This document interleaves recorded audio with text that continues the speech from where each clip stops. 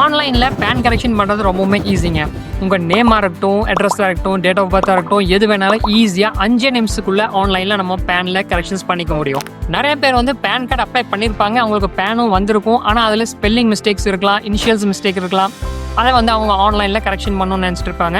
அவங்களுக்காக தான் இந்த வீடியோ கம்ப்ளீட்டாக பாருங்கள். அப்புறம் பேன் கார்டு பொறுத்த வரைக்கும் நிறைய சேஞ்சஸ், நிறைய அப்டேட்ஸ் வந்து அடிக்கடி வந்துட்டே இருக்குங்க. ஸோ இந்த வீடியோவில் நம்ம கிளியராக டிஸ்கஸ் பண்ணியிருக்கோம் எப்படி கரெக்ஷன்ஸ் பண்ணலாம் அப்படின்னு. இந்த வீடியோ வந்து எண்ட் வரைக்கும் நீங்கள் ஃபுல்லாக பார்த்தீங்கன்னா தான் உங்களுக்கு அது ஸ்டெப்ஸ் எல்லாம் புரியும். இடையில எந்த ஸ்டெப்ஸும் மிஸ் பண்ணிடாதீங்க, ஒவ்வொரு ஸ்டெப்ஸும் ரொம்ப முக்கியம். அப்புறம் பேன் ரிலேட்டடாக உங்களுக்கு என்ன டவுட் வந்தாலும் அது எல்லாத்துக்குமே தனித்தனி வீடியோ நம்ம சேனல்லே இருக்குது, நீங்கள் அதை பார்த்து தெரிஞ்சுக்கலாம். அதேமாதிரி உங்களுக்கு ஏதாச்சும் பேனில் டவுட் வருது அப்படின்னா நீங்கள் டேரெக்டாக எங்களோட வாட்ஸ்அப்பில் சேட் பண்ணி உங்கள் இஷ்யூஸ் வந்து கிளியர் பண்ணிக்கலாம். இது வந்து ஒரு வாட்ஸ்அப் ப்ரீமியம் சப்போர்ட் தான். இதை யூஸ் பண்ணி நீங்கள் டேரெக்டாக எங்கிட்ட 1-on-1 வாட்ஸ்அப் சேட் பண்ணி உங்களோட இஷ்யூஸ் வந்து நீங்கள் கிளியர் பண்ணிக்க முடியும். அப்புறம் இன்னொரு முக்கியமான விஷயங்க, பேன் சம்மந்தமாக யூடியூப்பில் நிறைய வீடியோஸ் இருக்குங்க.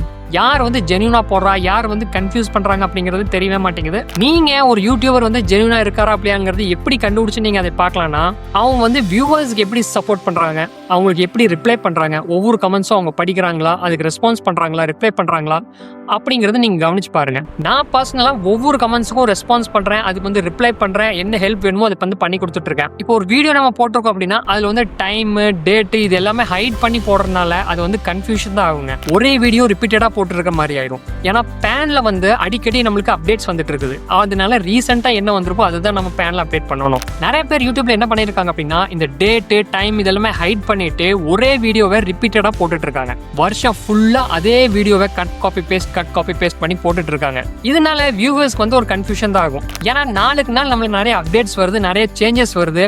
ஒரே வீடியோவை வருஷம் ஃபுல்லாக போட்டுட்டு இருந்தோம்னா அது வந்து ரொம்பவுமே கன்ஃபியூஸ் ஆகும். நான் போடுற ஒவ்வொரு வீடியோஸுமே பர்சனலாக நான் வந்து என்னோட வியூவர்ஸ், என்னோட கஸ்டமர்ஸுக்கு நான் கிரியேட் பண்ணி கொடுத்த வீடியோஸ் தான் நான் போட்டுட்டு இருக்கேன். அவங்க பெர்மிஷனோட நான் போட்டுட்டு இருக்கேன். இதில் சில பேர் வந்து அவங்களோட நேம் தெரியக்கூடாது, அவங்களோட இமெயில் அட்ரஸ் இந்த மாதிரி டீட்டெயில்ஸ் எல்லாம் தெரியக்கூடாதுன்னு சொன்னாங்கன்னா அவங்களோட ஃபோட்டோஸு, அவங்களோட இமெயில் அட்ரஸு, அவங்களோட நேம் இது எல்லாமே நம்ம ஹைட் பண்ணி தான் போட்டாக வேண்டியது இருக்குது. ஆனால் அதுவே நம்ம அட்வான்டேஜாக எடுத்துகிட்டு எல்லா வீடியோஸ்லையுமே அதே போட்டுட்டு வருஷம் ஃபுல்லாக நம்ம அதை போட்டுட்டு இருந்தோம்னா இது வந்து ஒரு ரொம்பவுமே தப்பான இன்ஃபர்மேஷன் கொடுக்குற மாதிரி ஆயிடும்.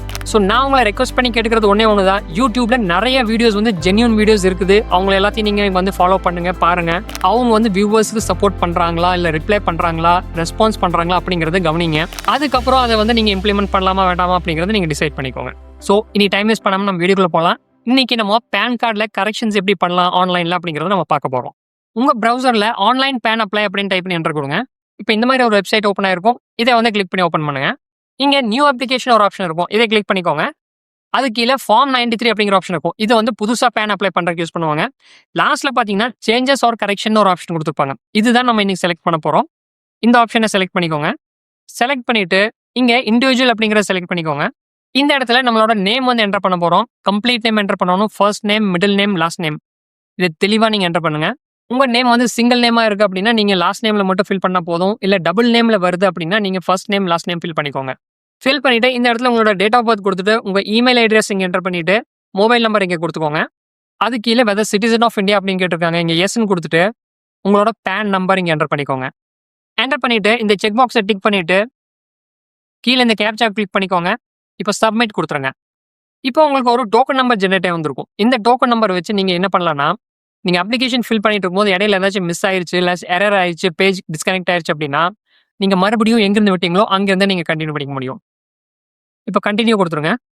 இப்போ இந்த மாதிரி பேஜ் ஓப்பன் ஆகும். இங்கே வந்து நம்ம பர்சனல் டீட்டெயில்ஸ் கொடுக்க போகிறோம். அதுக்கப்புறம் கான்டாக்ட் டீட்டெயில்ஸ் இங்கே கொடுக்கணும். அதுக்கப்புறம் டாக்குமெண்ட் டீட்டெயில்ஸ் இங்கே சப்மிட் பண்ண போகிறோம். நீங்கள் அப்பப்போ இந்த சேவ் டிராஃப்ட் அப்படிங்கிற பட்டனை கிளிக் பண்ணி உங்கள் ஒர்க்கை வந்து நீங்கள் சேவ் பண்ணி வச்சுக்கோங்க. இங்கே பார்த்தீங்கன்னா 3 ஆப்ஷன்ஸ் கொடுத்துருக்காங்க. eKyc மெத்தடில் நம்ம அப்ளை பண்ணலாம், அப்புறம் சைன் மூலியமாக நம்ம அப்ளை பண்ண முடியும், அப்புறம் ஃபிசிக்கல் டாக்குமெண்ட் மூலியமாக நம்ம அப்ளை பண்ணலாம். நம்ம இன்னைக்கு ஸ்கேன் டாக்குமெண்ட் மூலியமாக வந்து சப்மிட் பண்ண போகிறோம். அதாவது செகண்ட் ஆப்ஷன். இதை செலக்ட் பண்ணிக்கிறேன். கீழே வந்தீங்கன்னா ஃபிசிக்கல் பேன் ரெக்வயர்டா அப்படின்னு கேட்டிருக்காங்க. உங்களுக்கு வேணும்னா எஸ் கொடுத்துங்க, இல்லைனா நோன் கொடுத்துட்டு அது கீழே பார்த்தீங்கன்னா நம்மளோட பேன் நம்பர் இங்கே ஏற்கனவே வந்திருக்கும். அது கீழே பார்த்தீங்கன்னா ஒரு செக் பாக்ஸ் கொடுத்துருக்காங்க. அதுக்கு பக்கத்தில் ஆதார் நம்பர் அப்படின்னு எழுதியிருக்காங்க. உங்கள் பேன் கார்டில் ஆதார் நம்பர் கரெக்ஷன் பண்ணணும் அப்படின்னா இந்த செக் பாக்ஸை டிக் பண்ணிக்கோங்க.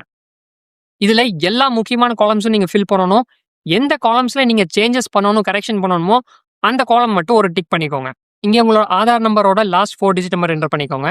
அது கீழே நேம் ஆஸ் பர் ஆதார்னு கொடுத்துருக்காங்க. இதே வந்து நீங்கள் சேஞ்ச் பண்ணணும்னா இந்த செக் பாக்ஸை டிக் பண்ணிக்கோங்க. டிக் பண்ணிவிட்டு உங்களோட ஆதார் நேம் இங்கே என்டர் பண்ணுங்கள். ஆதாரில் எப்படி இருக்கோ எக்ஸாக்டாக அதே மாதிரி நீங்கள் இங்கே என்டர் பண்ணணும். அது கீழே ஜிஎஸ்டி நம்பர் கேட்டிருக்காங்க. இதை வந்து ஃபில் பண்ண வேண்டியதில்லை, விட்டுறலாம். அது கீழே full name of the applicant அப்படின்னு கொடுத்துருக்காங்க. இந்த இடத்துலயும் ஒரு செக் பாக்ஸ் இருக்குது. உங்களுக்கு நேம் சேஞ்சஸ் பண்ணணும் அப்படின்னா இந்த செக் பாக்ஸை மறக்காம நீங்க டிக் பண்ணிக்கோங்க. டிக் பண்ணிட்டு உங்களோட ஃபுல் நேம் வந்து இங்க ஏற்கனவே வந்திருக்கும். அது கீழே டேட் ஆஃப் பர்த்தும் இங்க வந்திருக்கும். இந்த இடத்துல உங்களோட ஜெண்டர் செலக்ட் பண்ணிக்கோங்க.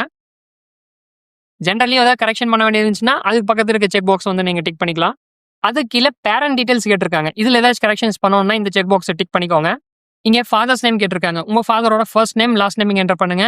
சிங்கிள் நேம் மட்டும் இருந்துச்சு அப்படின்னா நீங்க லாஸ்ட் நேம்ல மட்டும் கொடுத்தீங்கன்னா போதும். அதே மாதிரி மதர்ஸ் நேமும் ஃபில் பண்ணிக்கோங்க. அது கீழே பேன் கார்டில் யார் நேம் பிரிண்ட் ஆகும்னு கேட்டிருக்காங்க. ஃபாதர் நேம் பிரிண்ட் ஆகணுமா இல்லை மதர் நேம் பிரிண்ட் ஆகணுமான்னு கேட்டிருக்காங்க. உங்களுக்கு எப்படி தேவை நீங்கள் அப்படி செலக்ட் பண்ணிக்கோங்க. செலக்ட் பண்ணிட்டு இங்கே நெக்ஸ்ட் கொடுத்துருங்க. இப்போ இந்த மாதிரி பேஜ் வரும். இங்கே மறக்காம சேவ் டிராஃப்ட் கிளிக் பண்ணிக்கோங்க. இங்கே பார்த்தீங்கன்னா அட்ரஸ் ஃபார் கம்யூனிகேஷன் ஆப்ஷன் இருக்கும். இதில் டிஃபால்ட்டாக இந்த செக் பாக்ஸ் வந்து டிக் ஆயிருக்கும். இந்த டிக்கை வந்து நம்ம எடுத்து விட முடியாது. இதுக்கு என்ன அர்த்தம் அப்படின்னா ஒவ்வொரு டைமும் நம்ம அப்டேட்ஸ் கரெக்ஷன்ஸ் பண்ணும்போது கம்பல்சரியாக இந்த காலம் எல்லாம் நம்ம வந்து போட்டே ஆகணும், அப்டேட் பண்ணியே ஆகணும். ஓகேங்களா? இப்போ இங்க ப்ளீஸ் டிக் ஆஸ் அப்ளிகேபிள்னு இருக்குது. இங்க வந்து ரெசிடென்ஸ் அப்படின்னு செலக்ட் பண்ணிக்கோங்க. அது கீழே உங்களோட கம்ப்ளீட் அட்ரஸ் நீங்க என்டர் பண்ணுங்க. உங்க ஆதார் கார்டில் எப்படி இருக்கோ அதே மாதிரி என்டர் பண்ணுங்க. உங்க door number, street, post office, area, taluka, state இது எல்லாமே கரெக்டா எக்ஸாக்டா ஆதார்ல எப்படி இருக்கோ அதே மாதிரி கொடுத்துக்கோங்க. பின்கோட் மறக்காம என்டர் பண்ணுங்க.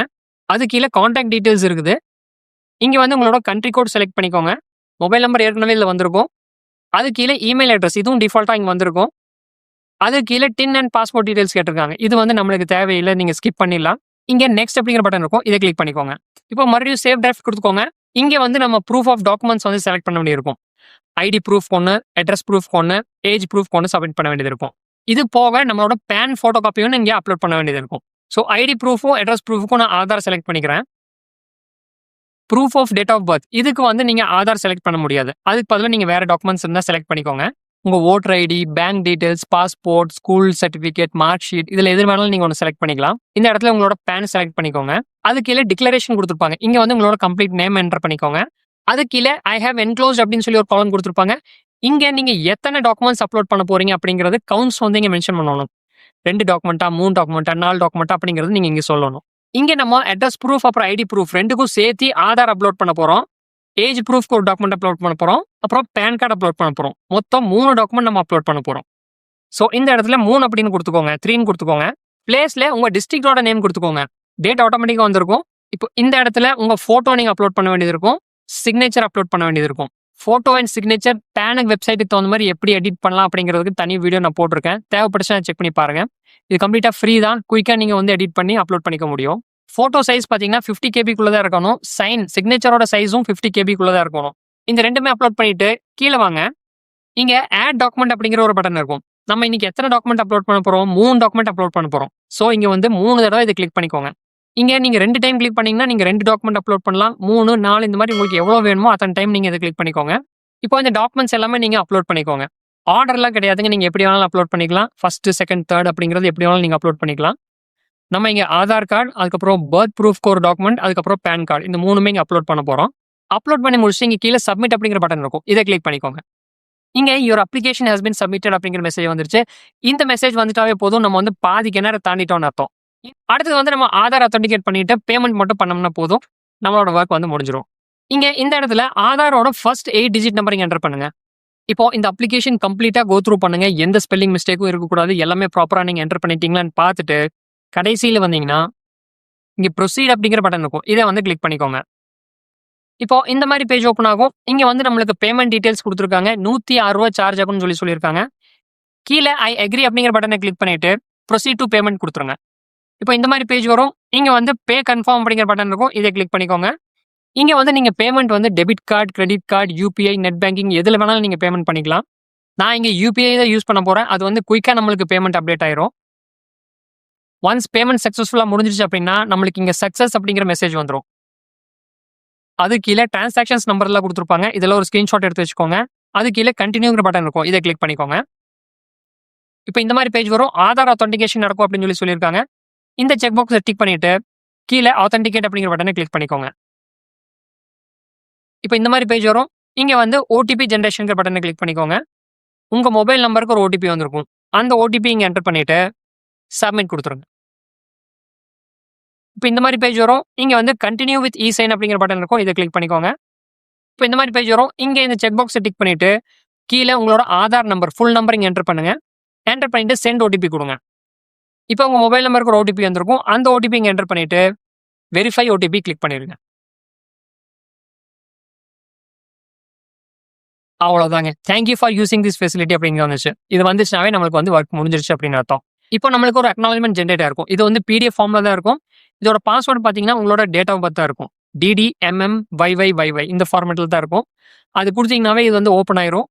இங்கே உங்களோட ஃபோட்டோ, உங்களோட டீட்டெயில்ஸ், உங்களோட அப்ளிகேஷன் நீங்கள் என்னென்ன ஃபில் பண்ணியிருக்கீங்க எல்லாமே இங்கே இருக்கும்.